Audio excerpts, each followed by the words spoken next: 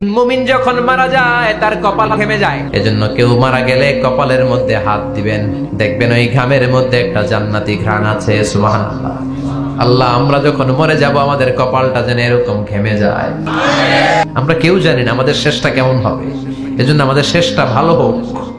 Very sensitive issue. আমাদের শেষটা ইমানের হোক। এখন যেমনি মাথা ঠিক আছে, বুদ্ধিমত্তার সাথে শাহাদাত বাক্যের উপর যেন আমরা মরতে পারি। আমরা পড়ি আমিন।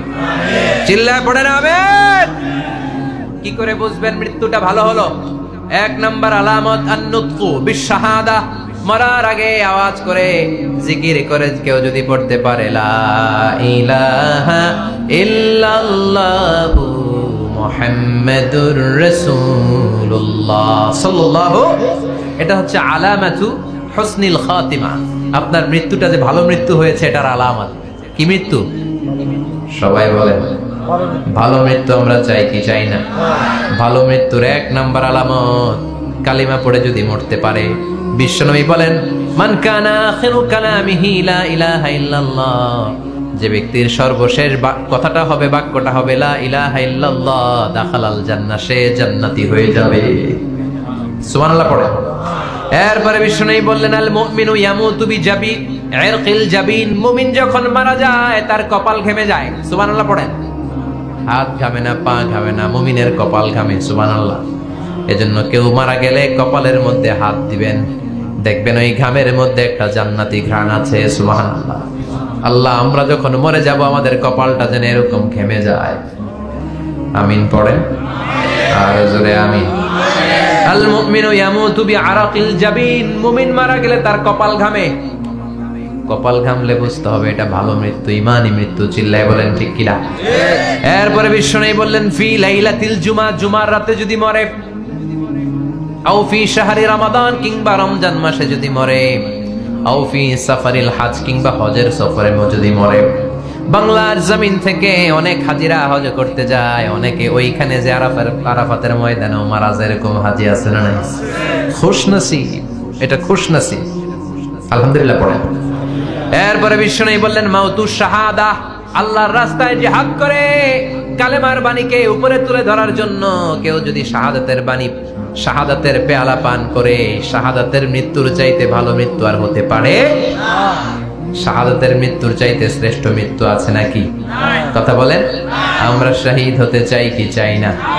আমাকে শহীদ করে ওই মিছিলে শামিল করে নিও, আমাকে শহীদ করে সেই মিছিলে শামিল করে নিও, যে মিছিলের নেতা মীর হামজা, খোবায়েবে খাব্বাব, আল্লাহর কাছে তারা অতি প্রিয়, শামিল করে নিও, আমাকে শহীদ করে সেই মিছিলে শামিল করে নিও। পড়ে না আমি।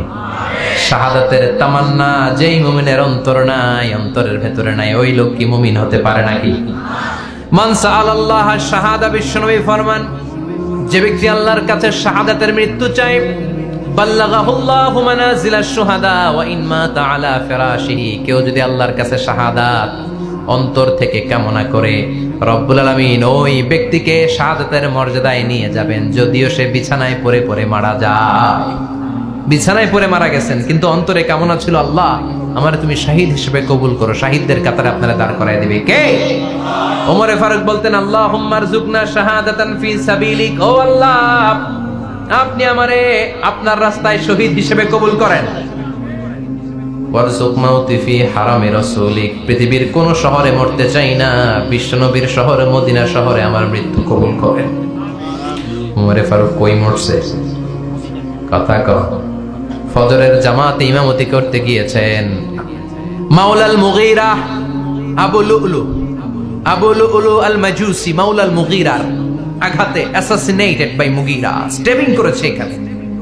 তিনটা আঘাত করেছে, একটা এখানে, একটা পাজরে, একটা নাভির মধ্যে, নাভি কেটে দুই ভাগ। ওনাকে খাবার দেয়া হলো নাবিজ, দুধ মাখানো নাবিজ। ওই নাবিজের দুধ নাভি দিয়ে বের হয়ে যায়। উনি বললেন কে মেরেছে আমাকে? বলল অগ্নি উপাসক। শুকরিয়া করে বললেন আল্লাহ আমারে কোনো মুসলিম মারে নাই, কোনো মুমিন মারে নাই।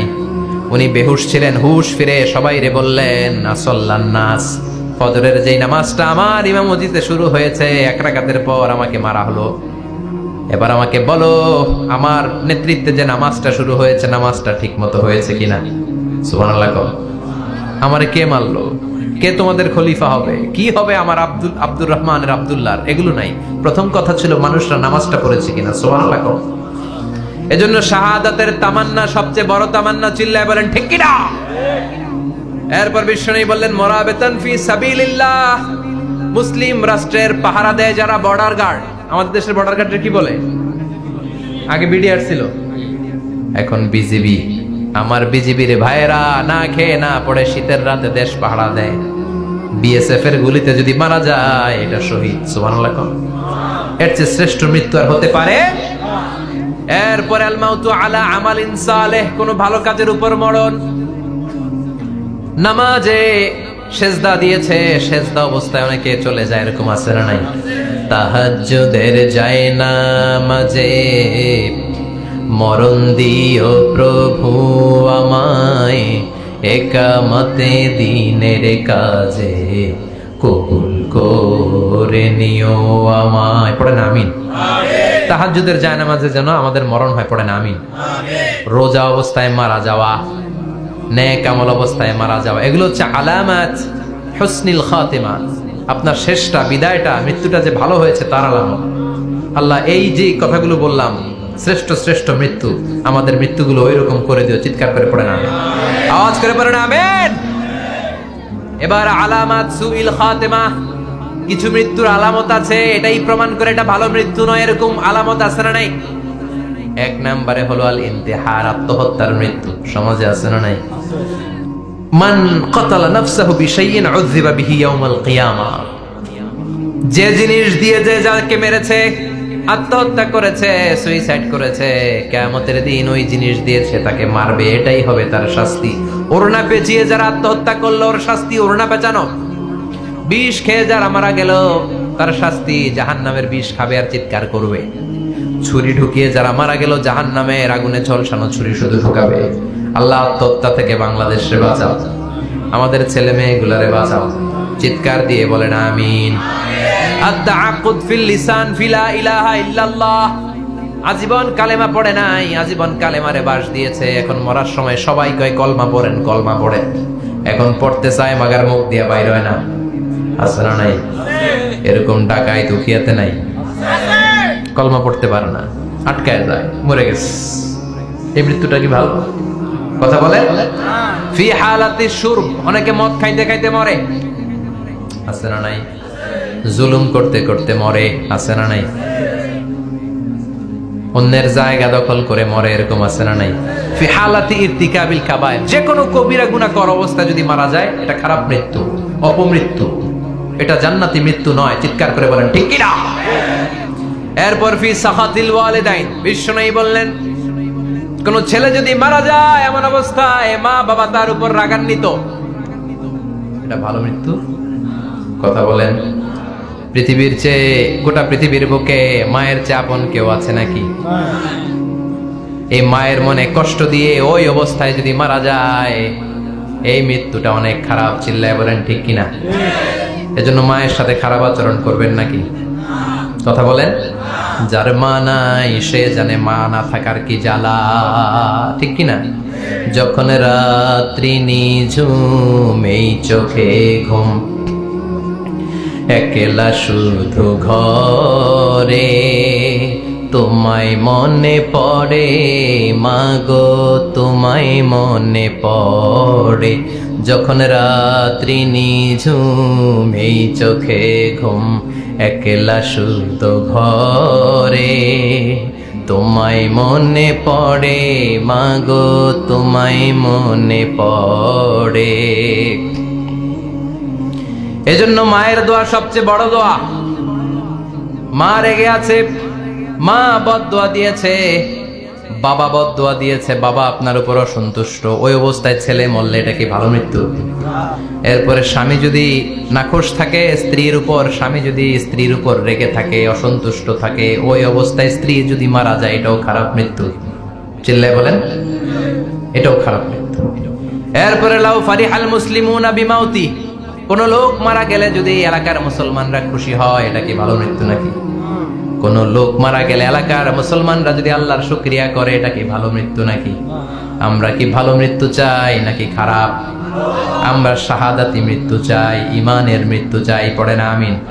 এজন্য রব্বুল আলামিন বলেন, বাল তুসিরুনাল হায়াতাদ দুনিয়া ওয়াল আখিরাতু খায়রুন ওয়া আবকা। ক্ষণস্থায়ী দুনিয়াটাকে তোমরা বড় মনে করো, এটা বড় না, বড় হলো আখিরাতের জীবন। এজন্য আখিরাতের জীবনের জন্য প্রস্তুতির দরকার আছে না নাই? মরণ হচ্ছে সবচেয়ে বড় প্রস্তুতি, মরণের চিন্তা। মান কানা ওয়াইদান ফাল মাউতু ইয়াকফি, যে নিজেকে সোজা করতে চায়, মৃত্যুর চিন্তাই তার জন্য যথেষ্ট। আজকের এই আলোচনার পরেও কি আমাদের টনক নড়বে না? আজকের এই কথাগুলোর পরেও কি মৃত্যু নিয়ে আমরা ভাববো না? আজকের আলোচনার পরেও কি আমার হিসাব শুরু হওয়ার আগে আমি একটু নিজের হিসাব কষে নিব না?